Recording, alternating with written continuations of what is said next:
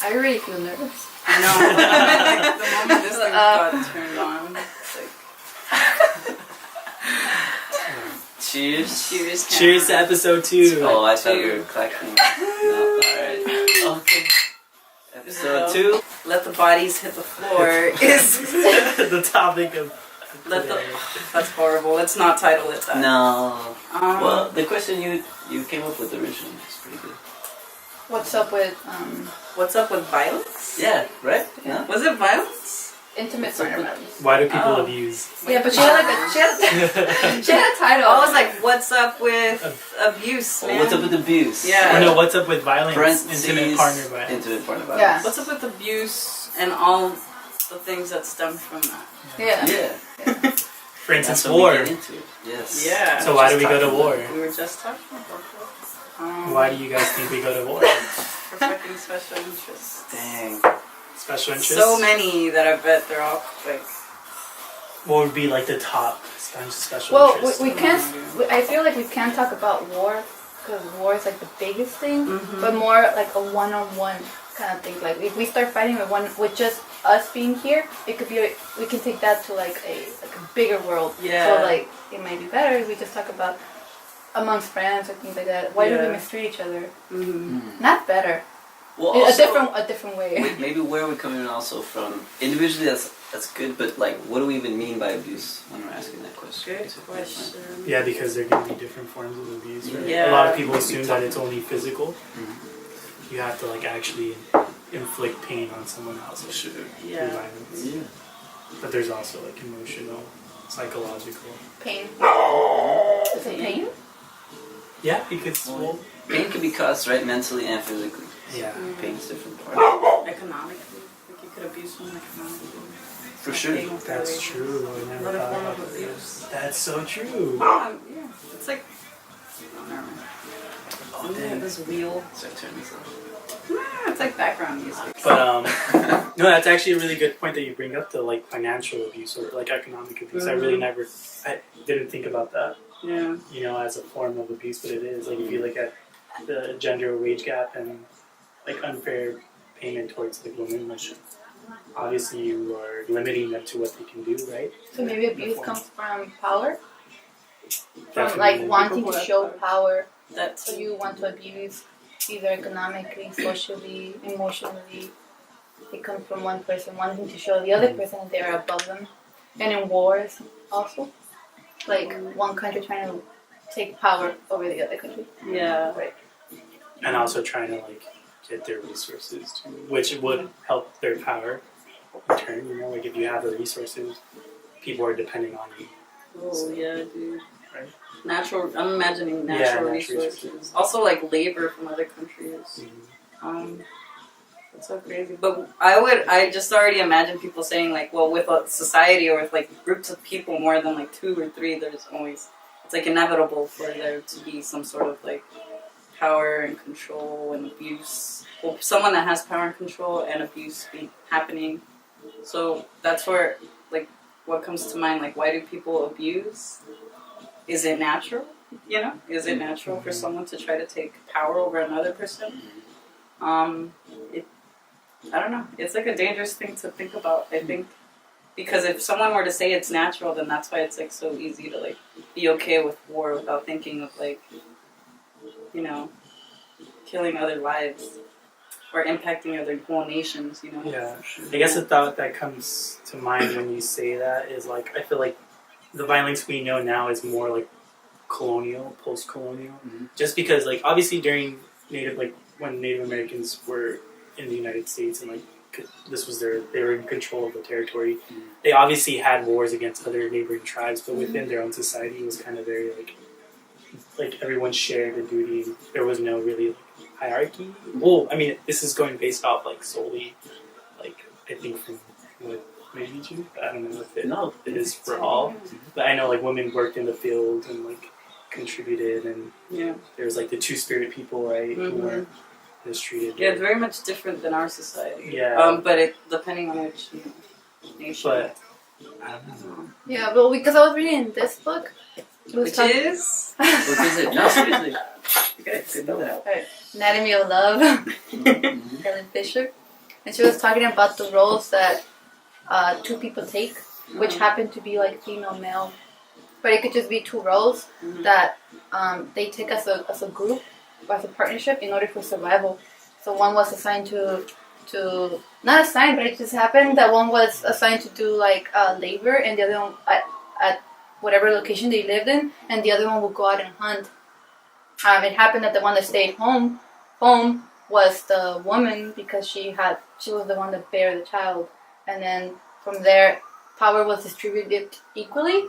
But then what happened that made one seem not better but stronger, that took the leadership role, and then all this Or kind of cultures, acted on that power, so to speak.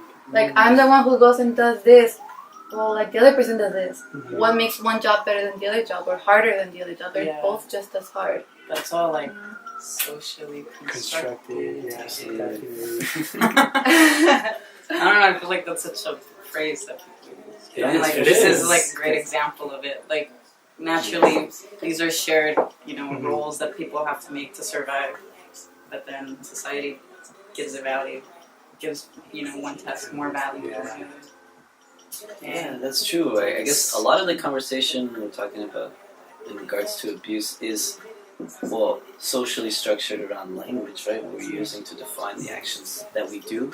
But I guess if somebody were to examine it from like an evolutionary perspective, is that like, well, you can already see now that other animals and species fight other animals within their own race, which does naturalize abuse to the degree that we like kind of term it, I think, right? So for one human to abuse another human for whatever psychological reason is similar to maybe how chimpanzee might abuse another chimpanzee, which is kind of interesting, right? And it changes the dynamic of how we're going to think about this situation. Like in larger concepts or larger conversations, like we think about it and we have all these different terms to describe war and like the abuses and the I guess inequality in that, and then we kind of neglect our evolution from that situation. I did read that there was a I don't know which type of ape, some type of ape.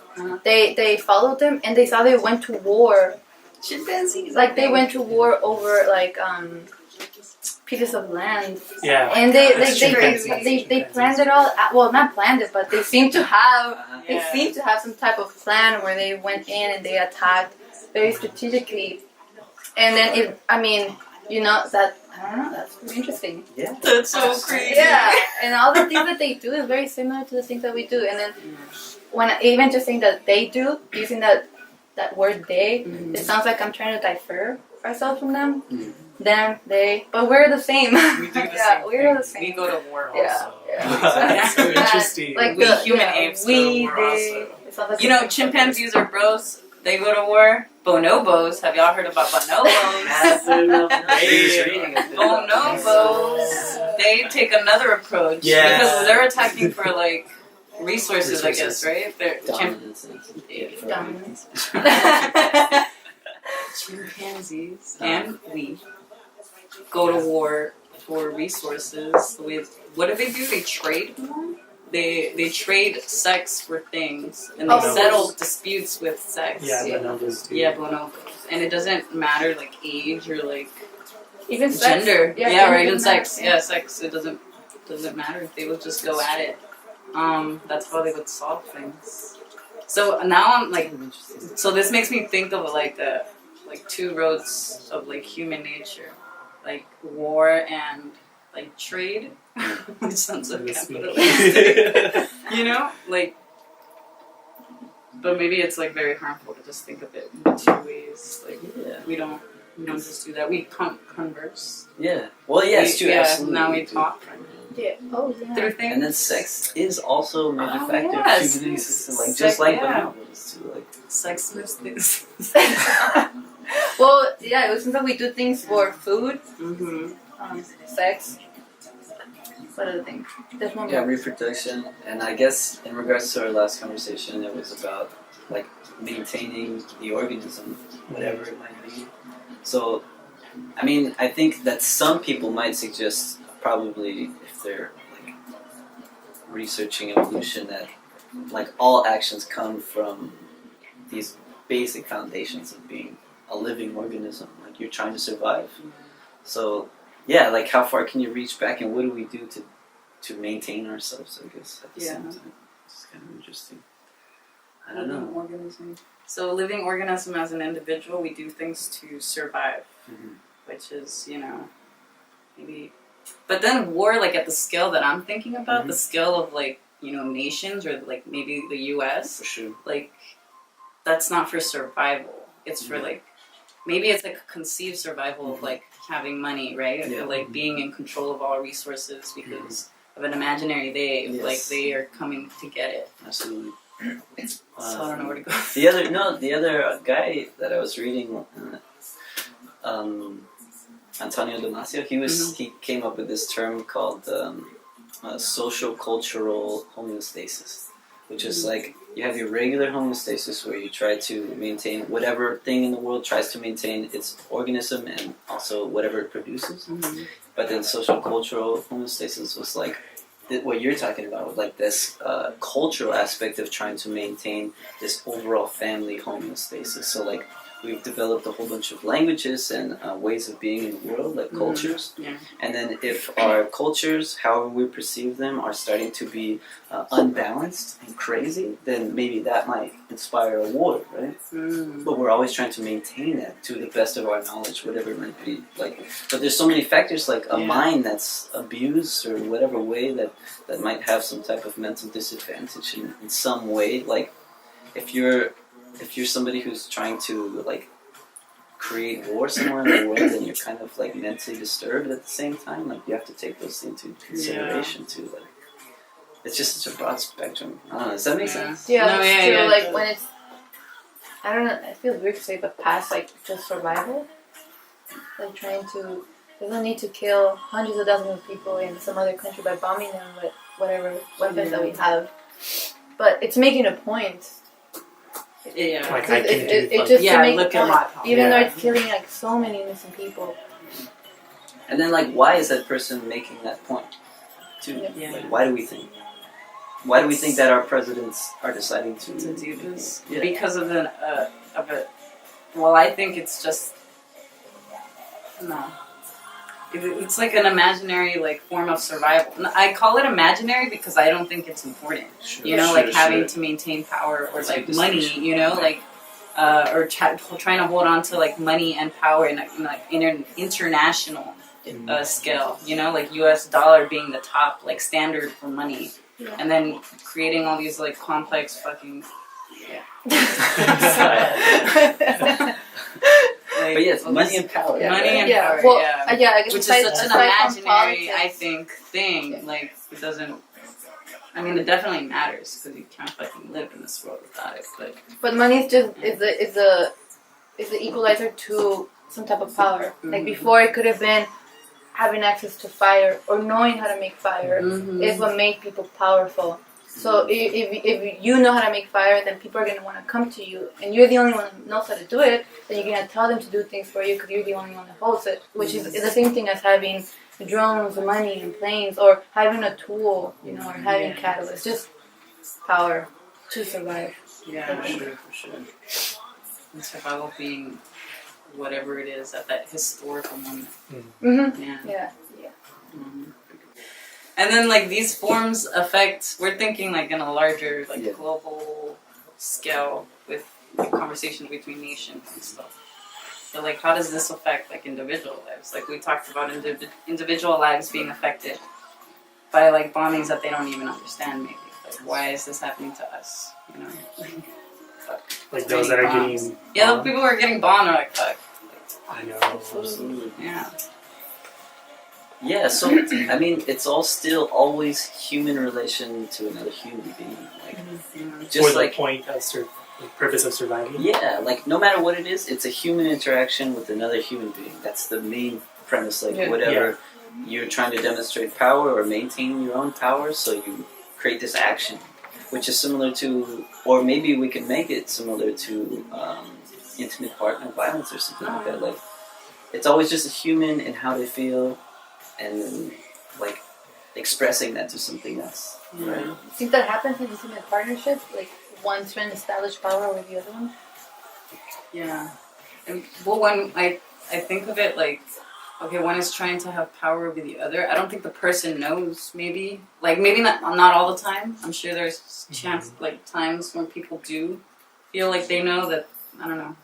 Maybe that's what they need or feel like they need is to have power over something. Or maybe in regards to the socio-cultural homeostasis, like that you mentioned, maybe that person is not used to like how the other person behaves or does things. Yeah. And that's why they need to act this way. Maybe they don't know that they're being abusive.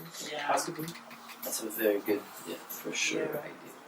Because just in the world in general, humans develop to be anything that's unfamiliar is actually a threat and go to threat, you know? So if you're in a partnership where all of a sudden whatever that partner is doing becomes unfamiliar, like you go into a different mental state where you're trying to think about it. You're like, wait, how am I going to react? Or you don't even think about it. You situation. just act. Yeah, you're not thinking about it. It's happening in your brain because a whole bunch of other things always unconsciously happening in our brains without us knowing. And so if that sparks it based on our past interactions or even our DNA as a species, like then we're gonna want to show some type of presence, control over we always want to control to make us feel more comfortable or safe in that situation. Control. Like you just said, we always want control. And at first I was like, do we? But then if I think about it as like control meaning, the situation is like it's not dangerous for me, Yes. Maybe, yeah. In what ways do you think that people wouldn't want control? When they feel safe. I'm guessing. I don't know. It's true. If you feel safe, you probably don't question that as much. Yeah. You don't question your environment as much. But when you feel threatened, everything is like, well, I don't know about this. Right? Because you're in like survival mode. All right, talking about the sympathetic and parasympathetic system. Yeah, that's very true. What's the parasympathetic again? The fight or flight? I think that's sympathetic. Sympathetic is flight. If we're wrong, it's the other one. I think parasympathetic is when you can sit down and think and analyze what's happening. Can we Google that? Yeah, it's one way or the other. Damn. It's one way or the other. Isabel and I learned that this semester in psychology. Yeah, that's like a psychology. We didn't really learn it because I didn't learn it because clearly I don't know the definition. About what? Parasympathetic. Parasympathetic. It consists of nerves arising from the brain and the lower ends of the spinal cord and supplying the internal organs, blood vessels, and glands. Oh, so visceral. Visceral. What does that mean? I need to look up that word. That's what our body's reporting to our brain about. Like if you get pinched, then you're like, oh, okay. Maybe that's or the your internal organs are failing or something. And then so the sympathetic would be the fight or flight, right? I think that's where you actually get to think about things. Let's look at it. The sympathetic, parasympathetic nervous, almost the exact. What do we do? The sympathetic nervous system prepares the body for intense physical activity. So that's the flight. Fight, sympathetic is freeze, fight, or whatever. And then parasympathetic, you think about it. That's like... it says... you don't think about it. It has the exact opposite of So it relaxes the body and inhibits or slows many high-energy functions. Yeah. So which one's the fight and which one's the flight? Sympathetic is fight. Sympathetic. Okay. Parasympathetic is that. Okay. Para, like pathos, maybe. Maybe they're not connected. Never mind. Okay. The sympathetic, you freeze. Like para is sympathizing. Yeah. But back to what we were talking about, like intimate partner violence and how like an individual in a relationship might react that way, like wanting to control and abuse. A factor that can play into that is maybe they don't know how to communicate like how they're feeling. Sure. And therefore they manifest like some sort of a violent behavior. I think so. Because they were never taught how to do that. And I've experienced that firsthand. Like I know a lot of people who don't know how to express their feelings. Yeah. And so it's like, it becomes really dangerous. So that's something that I guess That's healthy social. people learn in they're in elementary school, maybe. Wait, What do they do in elementary school to teach you that type of stuff? Because I feel like this is the stuff that teachers are trained to like teach kids in elementary school. Teachers are Well, I guess it depends on the school system. Yeah, in the that's country. absolutely. Yeah, But I also, I say think that. I imagine like your in the parents, ideal- your parents. Yeah. What are your parents teaching you? Because Yeah. you spend, I mean, in here in America, 30 hours a week in school. It's cool. Yeah. It's like a work week. It's true. Well, I mean, like if you look at low-income schools, they suspend kids. They like take them out of the classroom, Yeah. time out. They don't even try to communicate and ask them like, "How are you feeling about this situation?" or "Why No. Yeah. did you do this?" I mean, teachers don't have time for that. That's true. They don't have time for that. You have 30 students. Yeah. Yeah. But anyways, We can apparently, only- we can that's only another. But the only But I mean, reason- education is a very important part of it. Like, how do you It's true. how do you learn how to communicate your feelings? You know? Well, what I remember is that the people who were in anger management class in my elementary school, those kids used a lot of language like I need to take a walk when they're mad or Yeah, something. yeah, They were they like teach given you these those things. tools to like relax or maybe think rather than act. So, but it has to be to an extreme where you actually get violent. That's when you get put into anger management classes. Or when you're like too disruptive in the class, that's when they pull you out. So I don't remember anywhere else where they taught you, like maybe how to set how up to- boundaries and like. yeah, This is making nowhere. me I feel learned that in uncomfortable. college. Yeah. Like these are crumb I'm just boundaries. learning that now. You know? Yeah. It's true. Well, because because I guess in a good world, or not a good world, in a different type of world where parents do have more time, Yeah. well, at least in low-income neighborhoods, Mhm. to actually tell their child like, how did you feel today? Where a social worker is not in charge of teaching the student that. Yeah. Because they do, social workers tell them like, okay, if you feel this way, then you should express it in this way. But then those are the angry kids who actually express some type of anger, compared to the shy ones that don't get referred to a social worker because they're too shy, so they're not they don't bother anybody, so they just go to the system, not getting any assistance. And of course, Yeah. parents are not going to be like, what's wrong with you? Well, you're quiet, so you don't bother Yeah, me. you're not You're bothering good. anyone else. You're good to either. go, but they're really, sometimes you're not good. It's true. Yeah. I mean, any person I think that ever commits any type of like mass shooting. Mhm. I mean, what are the usual characteristics of that person? Like bottled up anger for the most part, especially if it's a young adult. Like probably they've gone through their whole life not being able to funnel any of their emotions. So at school, they're in a situation where they're maybe bullied. They don't ever get to express how they feel about it. They go home and complain about it, and the parents are maybe not there to take in or give nurture. And then they're building up all these things, and the only action or way that they know to deal with it is what they see, possibly in popular media to a certain degree. Yeah. Or agree. it can route into a school shooting or into partner violence. Internet for Yeah. I mean, just in regards to war, like, what is the action that we see that shows the most force? War. Like, we see that in the TV right now. So Yeah. as a kid who's gonna, like, say to himself, I just want to express myself, they see, well, this is the way to do it. Yeah. Especially how it's portrayed in like movies. Like, Exactly. Yeah, Like, exactly. heroic, yeah, for sure. patriotic. American Sniper. Yeah. Yeah, exactly. Exactly. Yeah, It's true. yeah. It's very true. Damn. Or even like cool guy, violent guy. Mm-hmm. Like The Rock being like, You know, like, I'm not that Yeah. Yeah. Yes. being That's like super cool important. about it. It's true. Exactly. Yeah. And we really do internalize those things. Especially if nobody is telling you otherwise. Yeah. You're just like, well, that's it. That's how I gotta be. That's what's up right now. Mhm. You know? And that's really scary because that's becoming part of the culture. Yeah. It already is. Yeah. What did we learn in psychology where you draw that energy, or you use that energy and you use it, like you express it in a different manner, like that's socially accepted? For instance, like sports. Which like, guest are you talking to, Benjamin? Isabel? Big guest. An audience, Isabel. Oh, okay. Yeah, so my psychology professor said, I forgot the name of the term, but like some people that have like a lot of anger or like, you know, are trying to find an outlet to express that anger result to like UFC fighting or boxing because it's socially accepted. Sure. And a lot of people, those people that have been interviewed say like, yeah, the reason why I went to boxing because I'm able to do this, I'm able to release my anger, and So they like channel. because it's socially accepted and Yeah. it's okay, it's like they're not breaking any Oh, laws, you that's know. true. for sure. So I you forgot. channel these emotions and emotions to do like what you said, socially accepted things. Yeah, I And forgot it's the name. like of, considered good to do it yeah, in something that makes your body like fit, yeah, Sure. but not exactly. cool. You do it to like your part. exactly. Very interesting. Yeah. I wish I could remember the term. I'll look it up for you. I have the notes right now. Interesting. So what are these? Are like very examples of well, I see it as like physical violence, something where it has to get physically violent to be acknowledged. I feel like that's what we're talking about, to the extent of war, right? What are some subtle ways of abuse that people don't really?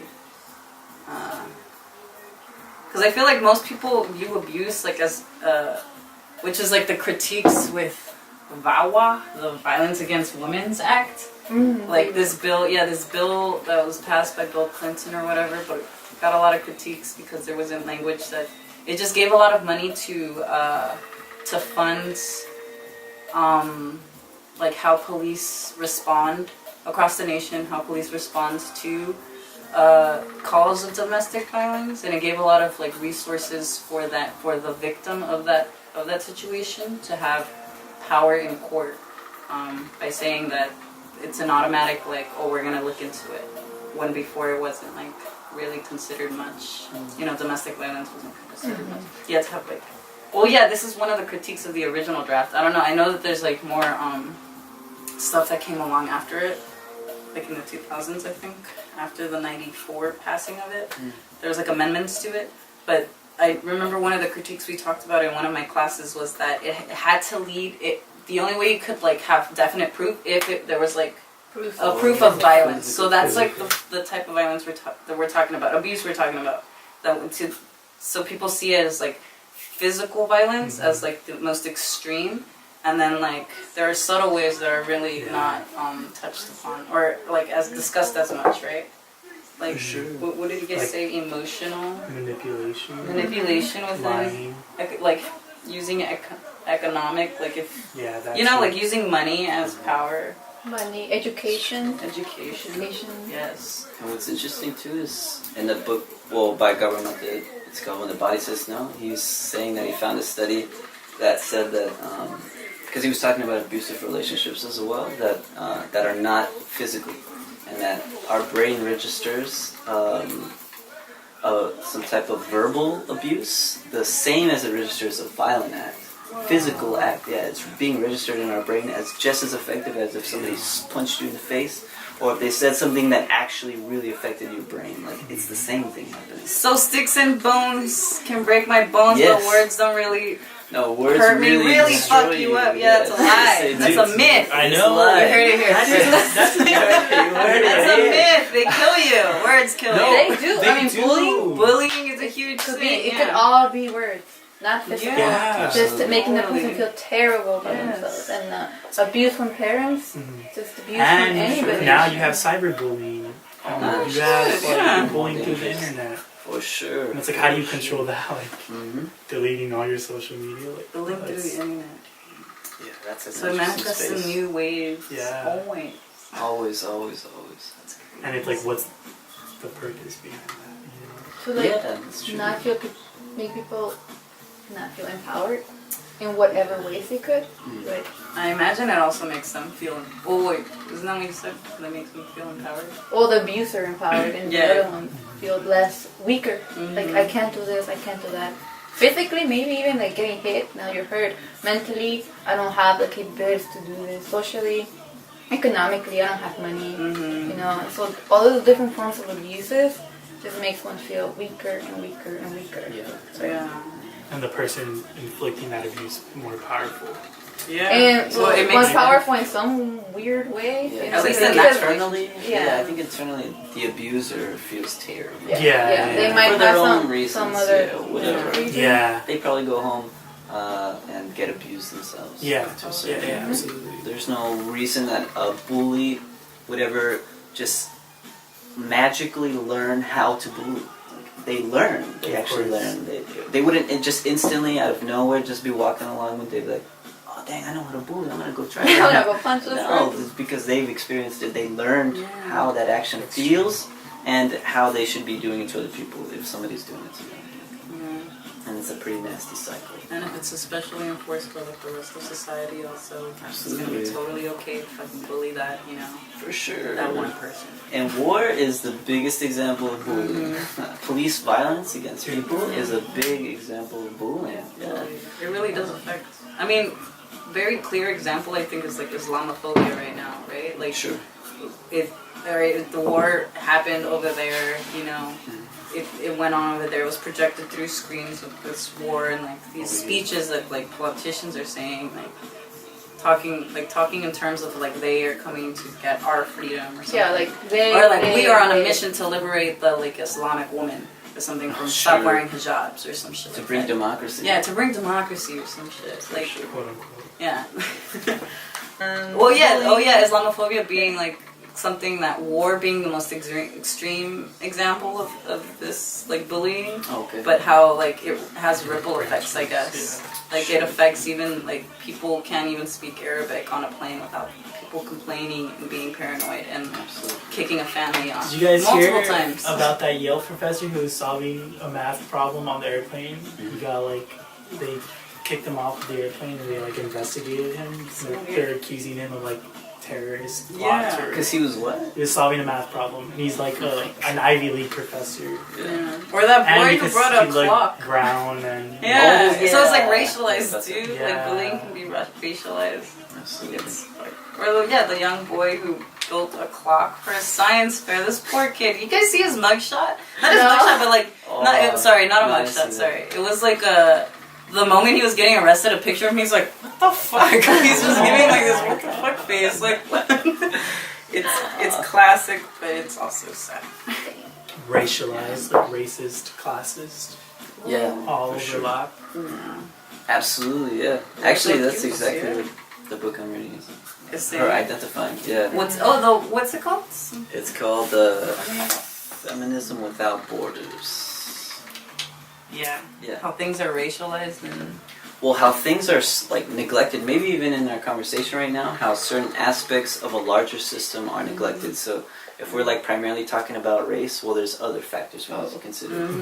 In regards, she's talking about feminism, so how Western white European feminism affects how we perceive third world feminists and women in general. Oh, that's so So we construct our notions of what's good for feminists or women, and then based on our standards of living, and then this has us looking at everybody else under our lens and so Yeah, on. like we think a woman should have this type of liberties. Yeah. And then we're criticizing them for not, well, why aren't you doing this? They should have the freedom to do this, but they also need to speak from their point of view, what they want.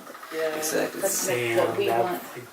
So it's the That same is as so what we're talking interesting. about, like in conversations in public spheres about violence against other people, abuses. Like sometimes we might just hear like, oh well, it's probably just because of this one factor that this person abused this other person. When in reality, there's this giant web of things that make a person do a thing that they're doing.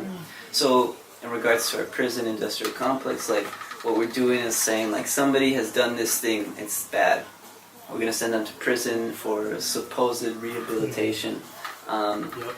But that's as far as we go. That's as far as the conversation goes. Yeah. We don't ever look at what could cause a person to do an act that we have now suddenly described as being an act of crime. Yeah. We never are reflexive on ourselves, so what we're even saying, like, why are we the authoritarian figure of what's legitimate or illegitimate? And then how do we, like, survive in a place where we just get to openly call whatever we want illegal or legal? And it's also like how the media labels criminal activity. You know, like you have black people responding to like their, you know, someone getting shot by police violence, reacting and like protesting, and those get called riots. Sure. And you have like white people who like protest after sport, not protest, but like go crazy Right, after. they actually riot. Right, yeah, Right, after right. sports. Just saw the Vice documentary. And it's like, the Vice documentary. Which They was talking about groups in certain part of this country that are like arming up. They're getting weapons. Dang, what are they called? Like it's But crazy. it's a primarily white group in Missouri, I believe. The militia, American militia, or something like that. They're calling themselves a militia. Something militia related, Okay. and they're just like this group who have taken up arms and train every day to make sure that if the government ever does anything, they're ready and prepared to revolt. Yeah, but they have some crazy weapons. Yeah. And this is mainly white dudes. Yeah, It they is. They share. kind of have a point, No, but they share if it a wasn't common- so like racist, like It's true, which it is. They share a common race, local place where they live, age range, and if it was another race, they would be called a gang. totally. But they're not called a gang. Yeah. You know? So it's like how the media labels criminal activity. You know, who are criminals, who isn't, or who aren't. Yeah. You know? Yeah, exactly. Yeah, I saw a meme once. That's cool, man. It's part of That's the- Okay, relevant. yeah, That's I relevant, saw a like- meme. It's like 4 pictures. It's like this. It's like, oh, the CIA infiltrated the Chicano movement, the Black Panther movement, the Native American movement, but the KKK still stands. Like, so like they're puts not stuff in infiltrated. perspective. Yeah, like I it mean, really memes are does. really good at doing that. They like Yeah. flash some information. Straight that to the like, point. It's like a new ad. Memes are just people thinking about things. Yeah. So, You know. so when people have conversations about abuse and violence, like there's a larger context to be taken into consideration. You Yeah. can't just talk about it in a simplified way. Totally. Or even. Or- Yeah. No, go ahead.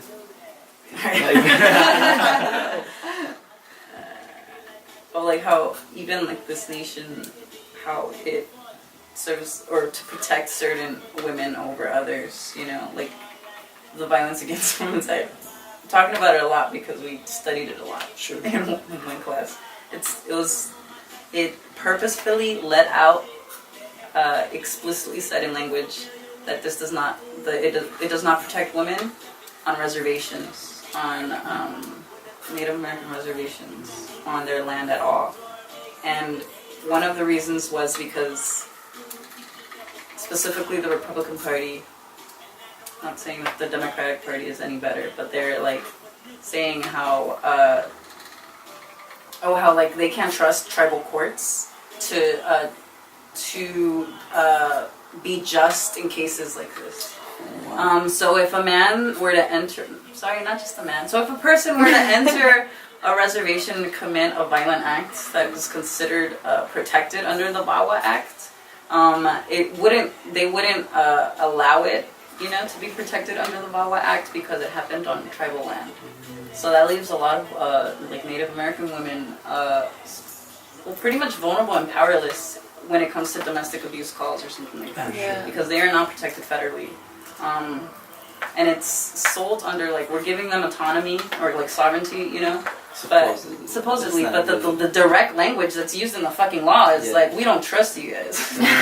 We don't trust you. Yeah, but it's yeah. So it is very much racialized. The way we governmental view laws, abuse. Yeah. implementing fear, and then you have to The like, war on drugs. Yeah, Mm. but also like I mean, So big.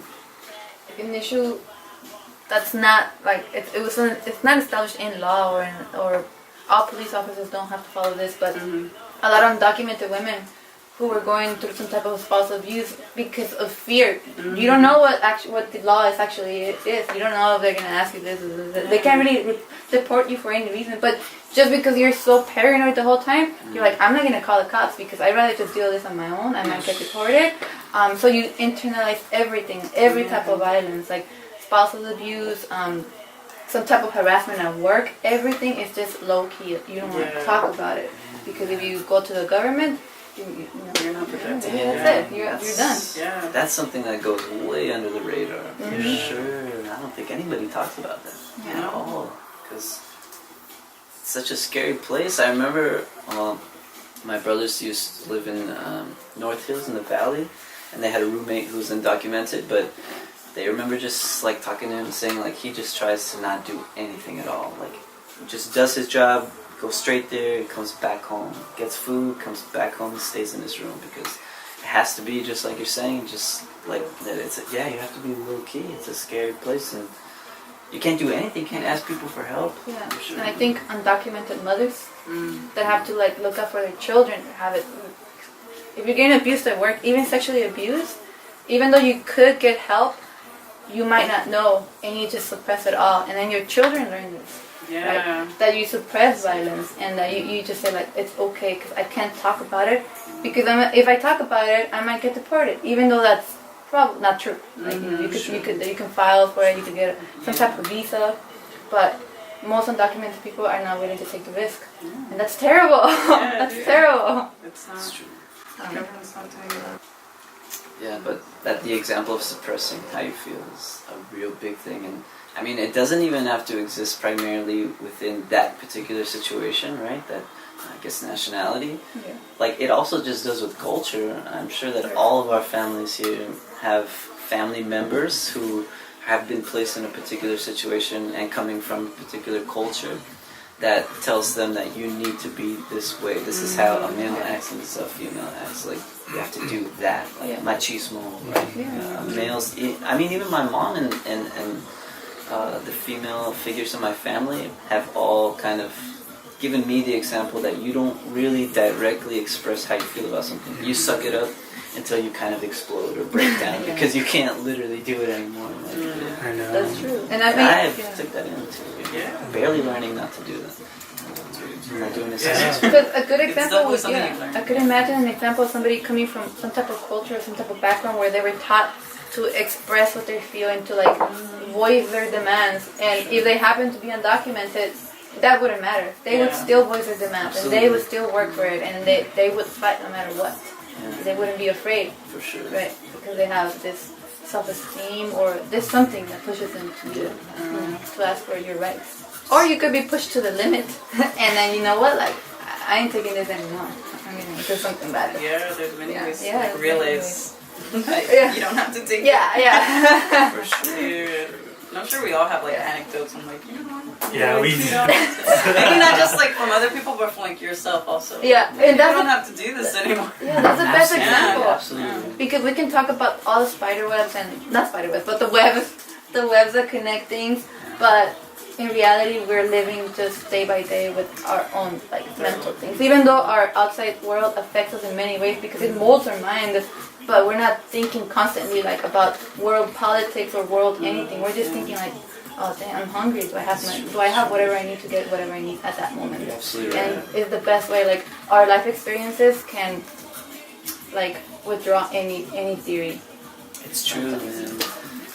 I think it, like, I was talking to another coworker today that just having the ability to, well, not think about things is a privilege. Like, if you're not going to think about somebody else's problems, it's a privilege because you're in a place where you're not affected by the problems of daily life. And the same things with gaining knowledge. Like, we've talked about it before too, is that, like, the ability for us to know about these big webs and umbrellas of how our life and our social environment is being constructed, like, is a privilege. Because some people, like, just like you're saying, are just living day to day.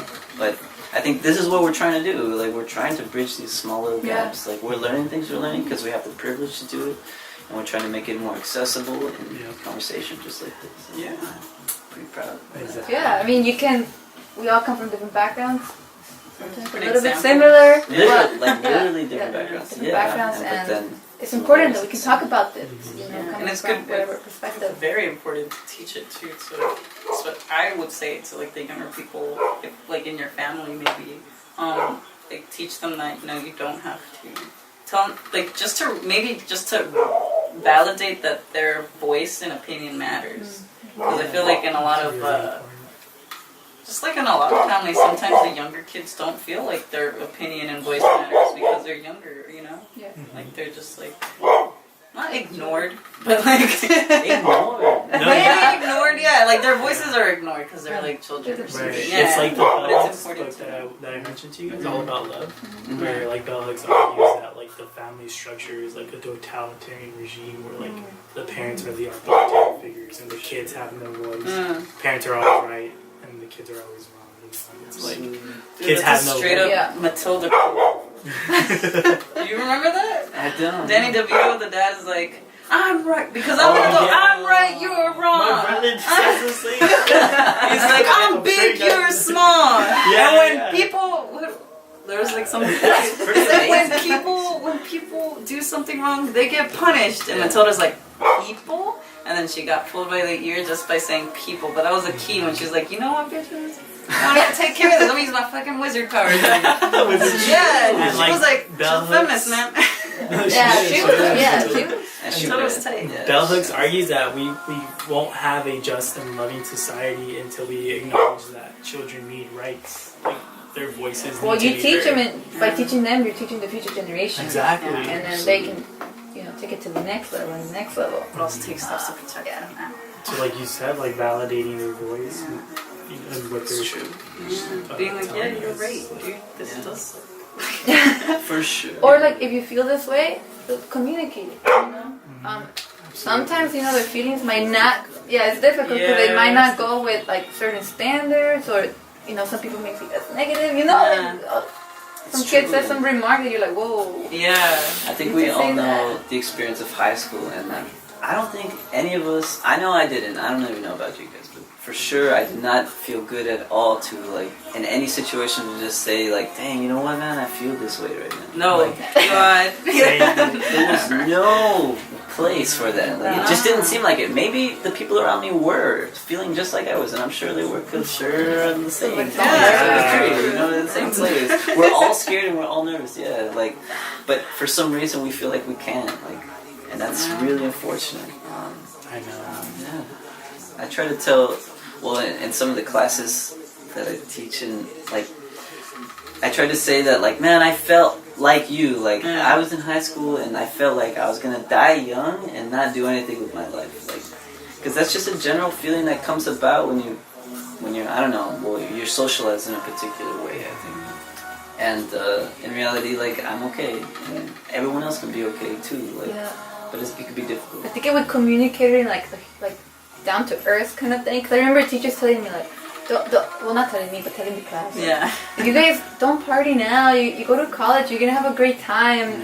So don't do it now. And then I was like, who's gonna go to college here? Like the hell? Like, they would see that? That's yeah. cool. And I was like, That is pretty cool. it's kind of cool, but it's not something that we could. Well, at least where I was coming from, that we could relate to. I'm like, what the hell is college? Yeah. So and what do you know about where we're coming from? So I felt like I'm not gonna listen to anybody that's how I felt. That you can't associate. Yeah, with I remember before. specifically always rolling my eyes internally when someone would be like, I was like, yeah. Every time it started off, I was like, oh god. There you go again. Dude, but now that you're a little bit older, I guess you're realize, Yeah, I don't want to say that because I know you're gonna ignore me. So Yes, exactly. I'm gonna try to say it in a different way. Take other Which is routes. Alright, so we'll take a comment from the audience. Okay. You. Hi, my name is Isabel, and my comment is for Benji. We got two Go for it. Isabels today. Okay, no, I was just thinking about that. I mean, last night when we were talking, she was talking about fake it till you make it, Yeah. and we were talking about the way you act when you're in different environments. Like code switching. Yeah, and you came up with that question that they asked you when you were in your interview. What would you do? If, the wine and dine. the wine, yeah. Yeah, so I applied. I had an interview for this position at school, and it's essentially working for the president of the school. And one of the questions were oh, you get invited to this wine and dine event, it's part of the president's circle, really fancy events. And they're if someone were to offer you wine, what would you do or something? And so I was like, well, I would decline, I don't want to be associated or have any misconceptions placed on me. I wouldn't want to be associated with anything negative. But ultimately, I'm there representing the school, Yeah. But I guess, that is related to, fake it till you make it, We really, totally get I'm that drinking wine. fucking wine right now, so. You know in which situations Well, it's I don't best not to. Yeah, so obviously, in that situation. What's up, President? You gotta avoid genius assistant. But yeah, I mean that's unfortunately I think an aspect of capitalism, especially this system where certain characteristics you have to show certain characteristics for certain social contexts or social settings, Definitely. And that's a requirement of capitalism. of capitalism. Right? Yeah. So could we say what aspects of capitalism that we interpret about capitalism are good or conducive for health? For health. For health. For a person's health. Could we come up with anything? That's really... Nothing comes to mind. Because I guess the basis of capitalism could just be that it's competitive, which could be healthy, but it's competitive for a few, and like it destroys And could lives, be and it's healthy. the base. To be competitive? To be competitive. I don't know. Is it I okay? kind of wonder about that. Myself. I like don't if know. I'm the way I'm thinking of it as healthy is like if I'm competitive with someone like that's overall like. All right, for example, like if I want to run and I want to compete with someone, I don't see how that's harming anyone else. Okay. You know, it's like a game or something. Sure. Where there's a winner and a loser. Well, what does that teach you? It teaches me to like. That there's a winner and there's a loser, and it's okay for someone to lose, Yeah. right? But I guess in that process, it's encouraging you to become a better runner, maybe? Like, Maybe it's to like practice. a to- motivation. Yeah, it depends, That's I guess, true. how they frame it. But I don't want to confuse competition with a good source to motivate oneself Yeah. to be a better I mean, at ultimately, whatever that that is is. like, Like, it's Oh. capitalism. you could just be There are better, better ways. just to be better sometimes, like without having to beat somebody Yeah, I else, know. right? Like, Yeah. I think Well, I there has couldn't- to be something for that. I could imagine, like, maybe it's not a good example, but in the wild, like, trying to compete with another animal to get some type of food. So you have to be competitive in that sense in order for you to bring food back. So you have to know how this animal or this other being is working and learn its skills and then try to make it better. And out of this competition to get this food, now you know how to work this environment and be able to feed yourself and be able to survive. It's true.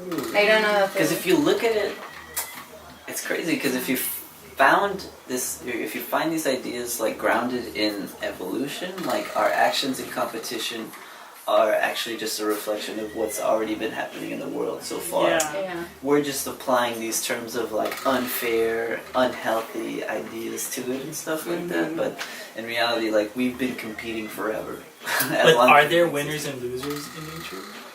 Because, I mean, you I think have those... we give it those We- titles. yeah. We give it We those titles. observe scenarios, so we'll see a chimpanzee or a gorilla, right? A gorilla male Oh, I versus see what you're another saying. gorilla male Okay. that's trying to dominate to be the leader of that group. And then we're just watching, and then we see one kill the other, and now all of a sudden this group is following this other person. And then we term it however we want to term it. We say one's the winner, one's the loser. But This that's is the not the outcome. case, though. I mean, the case is we can't describe Yeah, because yeah. we're only using Yeah, language to yeah. and talk we're only about using it. our human perspective. Yeah. Like, we're not talking to the gorilla. All How the did words you- have context. So. How do you feel about that? Oh, well, okay. Interview the loser gorilla. How was that fight for you? How do you feel as a loser? It's true. Yeah. It's true, But okay, so thinking of being competitive now as it is Now. to today, maybe for the winner, it gives. Well, we know you just said about it because we can give the winner some self-esteem, but there's other ways of doing Yeah. that. What about... But I guess that is a Well, positive. teaching skills, you know, like We're overcoming like boundaries that are set by society. yeah, Like it's yeah. a very big deal. They make that's it nice. seem like it's a well, at least like in my studies, like it's a very big deal for you to be like a Latina graduating because of like some statistics. I'm like, all right, yeah, that is a big deal, I guess. Like it, in relative to like be. And imagine like it's a very big deal if you're undocumented and you Oh, yeah. graduated Yeah. college. Like, You're like 1%. you're like a 1 or less. I don't even know the statistic for that. Yeah, That's true. but it's like a very big deal. So competitive in that way, if you're like competitive against people, the group that you represent, I guess. Yeah. Yeah. Or Well, competitive with other. That's still rough. That's because still rough, yeah. That situation is only birthed out of the negative outcomes of capitalism Yeah. in the first place. Like, you're only a Latina trying to achieve more because of the terrible situations that have already been Yeah. birthed by Yeah. capitalism.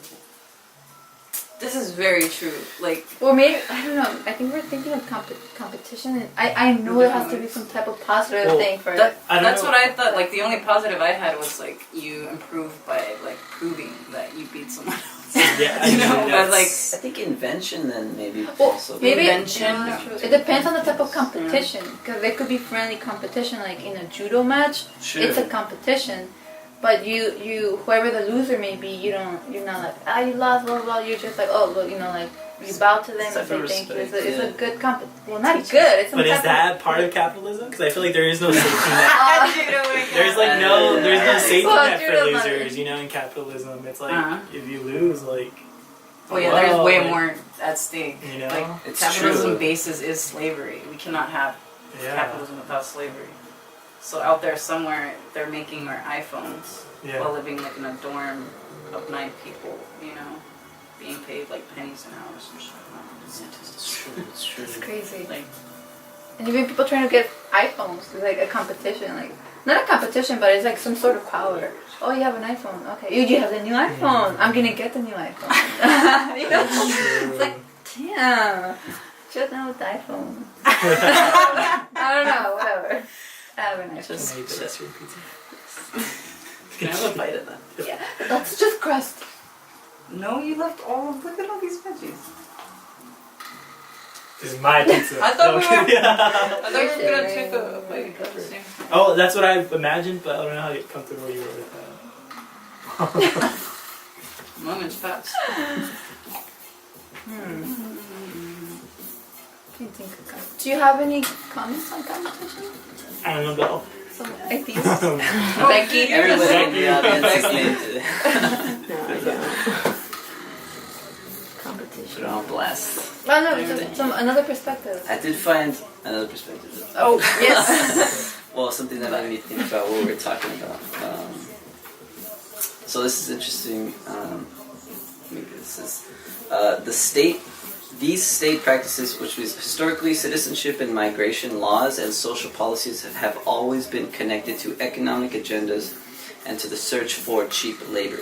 These state practices are anchored in the institutions of slavery, capitalist neocolonialism, and more recently, monopoly and multinational capitalism. So, and overall, what she's talking about in this is she's making a map of all the struggles that third world women have to deal with, and I guess more generally also third world peoples. Right? So anybody who's at the feet of these massive capitalist structures, but that in the end, just like you were saying, you said that it's a form of slavery, right? Yeah. What you were talking about? Is that all these policies that people are living under right now, which is capitalist policies, are rooted in this type of slavery, which means that you do, just like you were saying, you need that cheap labor for us to have these iPhones, just like you're talking about. Or for there to be a competition in prices.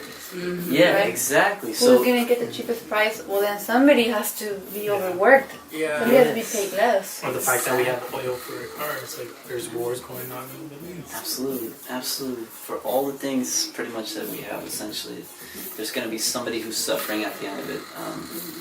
And Under we're kind of capitalism. under this structure of capitalism because they're trying to compete. This large Apple organization is trying to compete with some other manufacturing company of technology, and they're like, well, how can we get the best thing but for the cheapest prices so we can make the most profit and be the most effective in whatever way we need to be? Yeah, And that's through let's Yeah. move to India. labor or abroad. something. Yes, Yeah, absolutely. outsourcing. We have Detroit, Michigan, a predominantly black community that's For sure. suffering because of this. Like Mhm. General Motors moving to another country and having sure. their products manufactured. Yeah.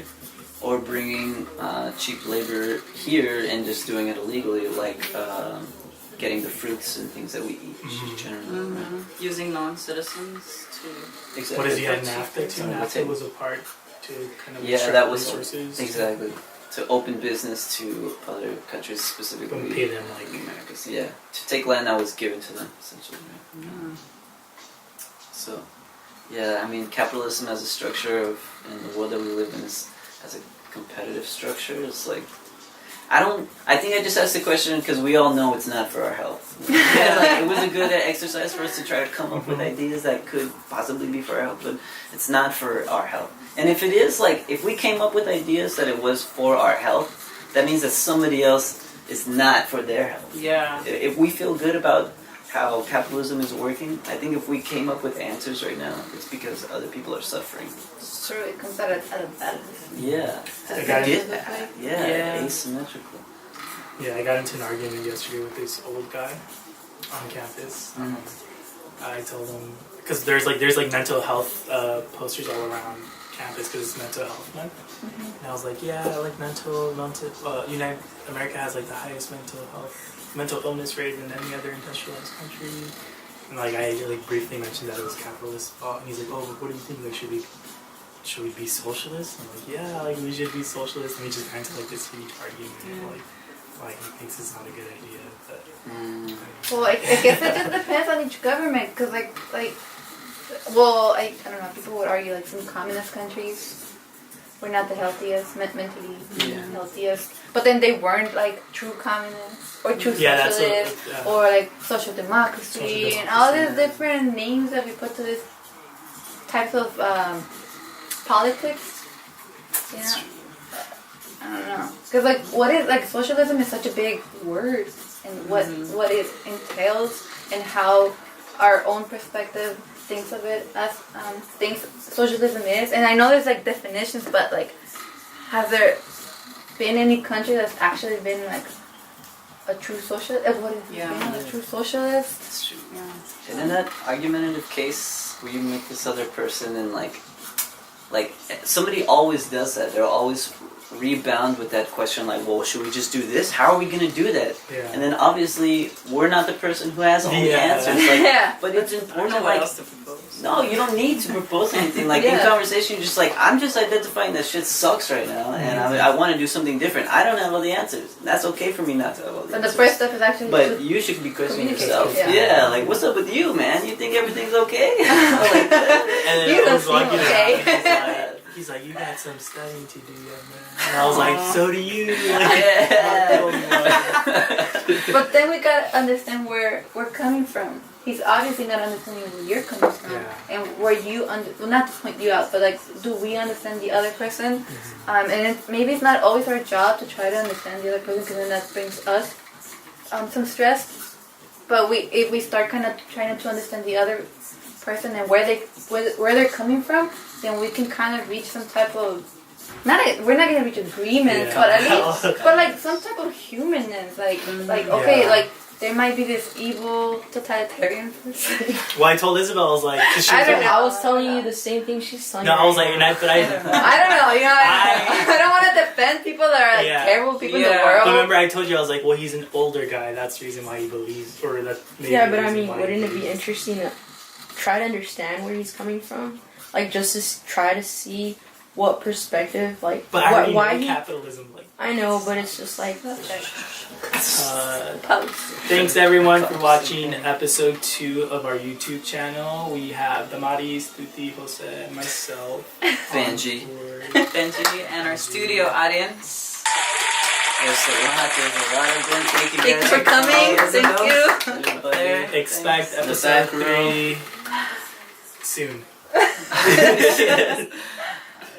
We're watching. It's on right now. Thanks for watching, guys. So that's how we go.